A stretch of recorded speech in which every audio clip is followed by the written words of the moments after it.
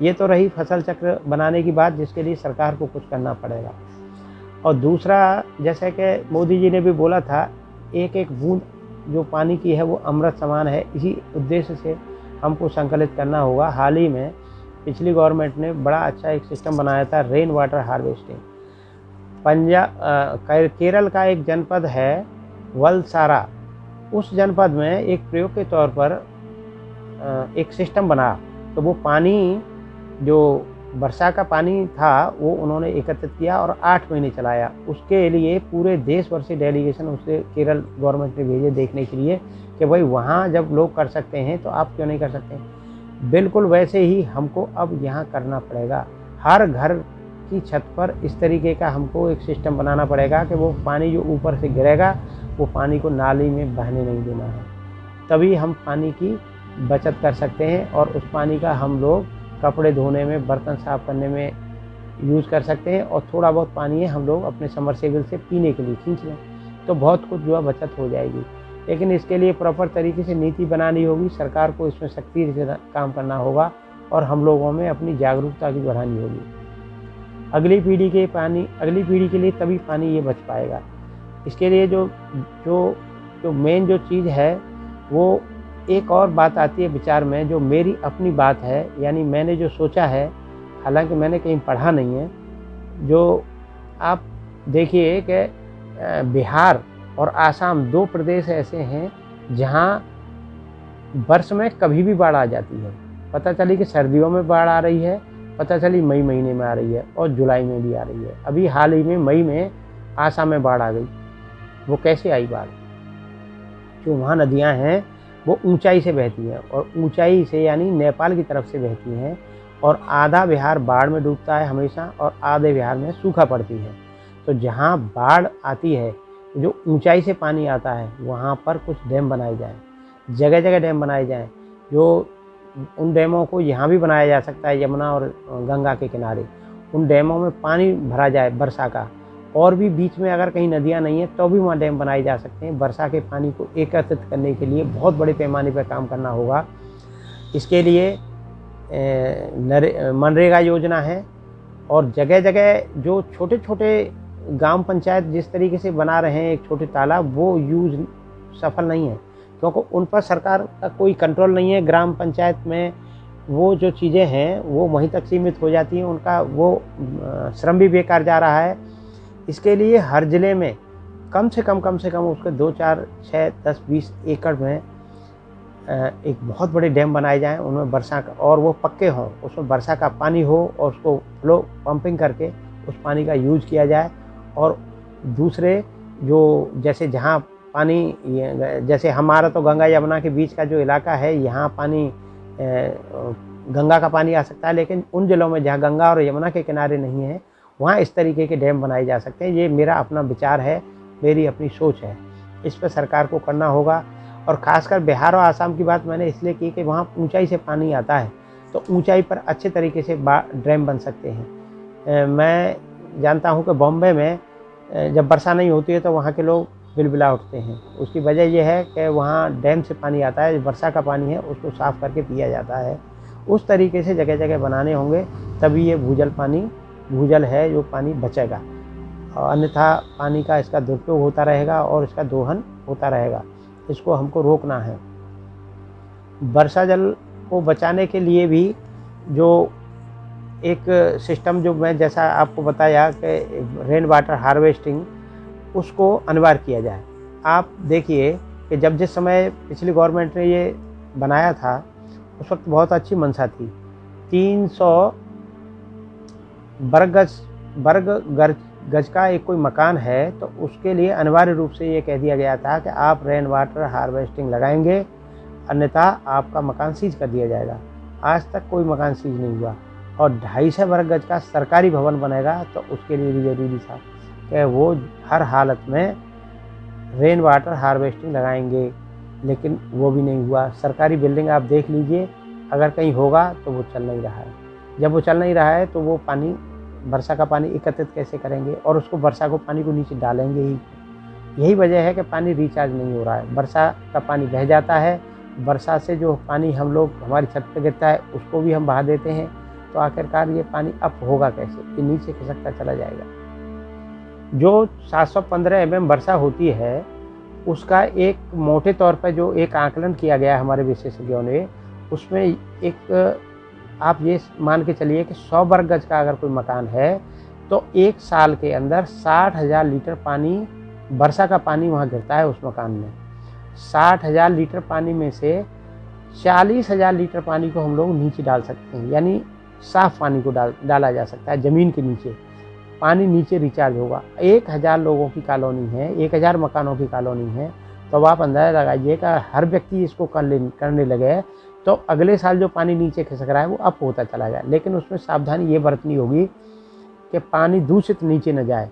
कई बार बहुत सारे घरों में केमिकल होते हैं, बहुत सारी चीज़ों में पानी बह करके केमिकल से मिलता है। अब पता चली कि डीजल से मिला हुआ या किसी केमिकल से मिला हुआ पानी हम उसको पाइप के नीचे ज़मीन में डाल रहे हैं, तो अगले साल अगर हम पानी पिएंगे, उसको पानी को एक साइकिल बनेगी तो उससे बीमारी फैलेगी। ये चीज़ का भी हमको ध्यान रखना पड़ेगा। ये बड़ी सतर्कता की चीज़ है, लेकिन इसके अलावा और कोई ऑल्टरनेट है भी नहीं।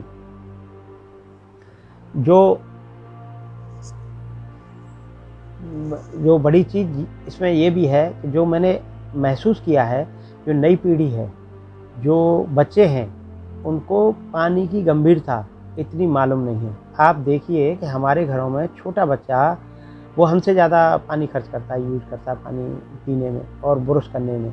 उसको पानी की महत्ता बताने के लिए, उसको समझाने के लिए कि भाई आप पानी का वेस्टेज मत करिए, ये पानी बहुत कीमती है, तो उसके लिए हमको विचार करना होगा। ये सभी चीज़ें पाठ्यक्रम में लानी होंगी, बच्चों को पढ़ानी होंगी। कक्षा 1 से लेकर के कम से कम 10 तक उनके अंदर ये भावना पैदा करनी होगी कि जो भूजल है वो कितना है, अमृत समान है और उसके अंदर पानी ज़्यादा है नहीं, इसी को बचाना है। और दूसरे यूज़ों के लिए हमको वर्षा का पानी एकत्रित करना है और उससे हम और उसका उपयोग करें। स्कूलों में प्रेयर के समय भी बच्चों को संदेश दिया जा सकता है, पैम्फलेट बना करके भी बताया जा सकता है।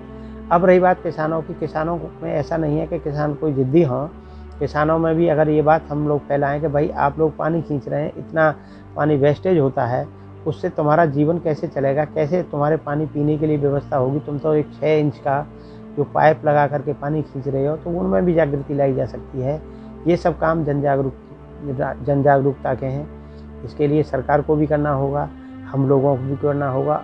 अन्यथा एक दिन ये आएगा कि ज़मीन के अंदर पानी नहीं रहेगा तो हम लोग जीवन कैसे निर्वाह करेंगे, ये सबसे बड़ी चीज़ आ जाएगी।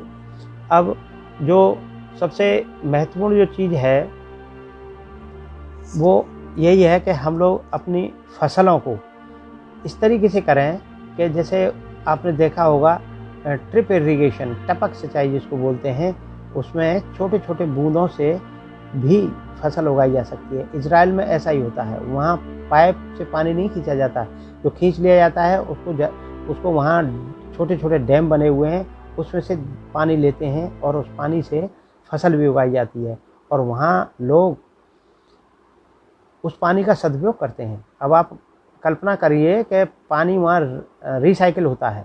75% पानी, जैसा कि मैंने पहले बताया, वहाँ रिसाइकिल होता है।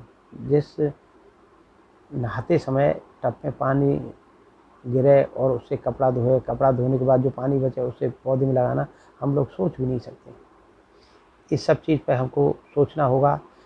हमारे देश में विश्व का कोई भी देश ऐसा नहीं है जितना कि दोहन हम लोग कर रहे हैं और दो देश कर रहा हो। आबादी के अनुसार, एरिया के हिसाब से चीन हमसे बड़ा है, लेकिन वहाँ भी 6.9 करोड़ हेक्टेयर ज़मीन ज़्यादा होने के बावजूद भी वो पानी का दोहन हमसे कम कर रहा है। और इसके लिए खासकर पंजाब, यूपी, महाराष्ट्र, इन किसानों को जागरूक करना पड़ेगा। जलवायु, उनको बताना पड़ेगा कि जलवायु में परिवर्तन हो रहा है। पानी के जो ग्लेशियर हैं वो सिकुड़ रहे हैं, पानी ऊपर से आ नहीं रहा है। गंगोत्री में पानी वर्षा के समय ज़रूर बढ़ जाता है, लेकिन ग्लेशियर बहुत कम पानी दे रहे हैं। अब आप गर्मी में देखिए बिल्कुल सूखी है, यमुना तो बिल्कुल सूख ही गई। ये सभी चीज़ उनको बतानी होगी। नीति आयोग ने भी ये बात मानी है कि हमारे देश की फ़िलहाल 40% पॉपुलेशन पानी के संकट से झेल रही है और आने वाले वक्त में बहुत ज़बरदस्त संकट पैदा हो जाएगा। 2030 तक इससे 6% जीडीपी गिरेगी। अगर पानी का संकट बढ़ा तो जीडीपी गिरने का असर सीधा सीधा सा कि हमारा जितने भी डेवलपमेंट हैं वो सब रुक जाएंगे। आने वाली पीढ़ी के लिए 1/4 बजट का हिस्सा पानी पर खर्च करना पड़ेगा, जो एक मोटा मोटा सा आंकलन है।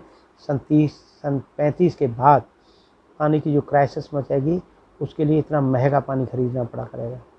अब आप लगाइए कि बच्चे को पढ़ाएंगे, कुछ समय और चीज़ों के लिए खर्च करेंगे कि पानी के लिए खर्च करेंगे। अब तो पानी को जो है बर्बाद कर ही दे रहे हैं। और जो चीज़ आई थी जो मैंने पहले उल्लेख किया, नदी जोड़ो अभियान, उसको भी कुछ करना पड़ेगा। हमारे देश में जो नदियां हैं वो कुछ ऐसी हैं जो जोड़ी जा सकती हैं, कुछ नदियां ऐसी हैं जिनका तल ऊंचा है, किसी का नीचा है, वहाँ कॉस्टली पड़ेगी। लेकिन छोटी मोटी नदियों को जोड़ने के काम में प्रगति लानी पड़ेगी। इसके लिए पिछले बार मैंने गूगल ऐप पर भी ये विचार व्यक्त किए थे, तो उस वक्त जल शक्ति मंत्रालय के अधिकारी अजय कुमार जी हमारे साथ थे, हम और दोनों मुख्य वक्ता थे। और उन्होंने ये बात बताई थी कि किस तरीके से सरकार प्रयास कर रही है, और नदी जोड़ने का जो अभियान है वो उसमें भी थोड़ा सा प्रयास हो रहा है। और जो अभी हाल ही में नदी जोड़ो अभियान के अलावा जो और भी जो एक्ट बने हैं, उन एक्टों को भी हमको, उन कानूनों को भी सख्ती से पालन करना पड़ेगा। भारत की जो ज़रूरत है वो पूरी हो जाएगी बशर्ते हम लोग जो शेष पानी बचा है उसके लिए ये एक ध्येय वाक्य लेकर के चलें कि हमारे लिए वो जो पानी नीचे है वो सिर्फ पीने के लिए है, और कामों के लिए पानी को हमको अलग से यूज करना है, और ज़्यादा नहीं है। इसमें थोड़ी शक्ति बरतनी पड़ेगी। और जो कानून बने हैं उसमें हर घर में एक तरीके से उसमें डैम बनाए जाएँ, एक छोटे छोटे वो है, उससे कुछ महीने गर्मी के कट जाएंगे और बाद में थोड़ी थोड़ी वर्षा होती रहती है, ऐसा नहीं है। तो ये सभी चीज़ें जो है सामान्य हो जाएंगी। और मेरी तो आप सब लोगों को शुभकामनाएं। इसके लिए आप लोग मनन करिए, सब बुद्धिजीवी लोग हैं, कि अगर हमने ज़्यादा दोहन किया और दोहन को न रोका, पानी के दोहन को, तो ज़मीन के अंदर पानी नहीं रहेगा तो पानी कहाँ से लाएंगे? इसका तो कोई कहीं विकल्प ही नहीं है। और आज की जो वार्ता है, आज मेरे साथ आप सब लोग मौजूद रहे, मुझे बहुत अच्छा लगा। हमारे साथ नवीन कुमार जी जुड़े हुए हैं, कुलदीप सिकरवार हैं, शशि सिंह बहुत अच्छा ये बता रही हैं कि बहुत अच्छी जानकारी दी है। खासकर गृहिणियों के लिए तो ये बहुत ही ज़रूरी है कि हम लोग अपने बच्चों को सिखाएं कि पानी को बर्बाद होने से बचाएं। पानी आप देखिए, चुपचाप देखिए, सुबह सुबह बच्चा जो है जो टूथब्रश करता है वो कितना पानी खर्च करता है, और आप कितना करती हैं, और आपके हस्बैंड कितना करते हैं। वो बहुत कम पानी यूज़ करते हैं, बच्चे ज़्यादा करते हैं। बच्चों में ये भावना लानी पड़ेगी। ये सभी चीज़ें सोचना होगा।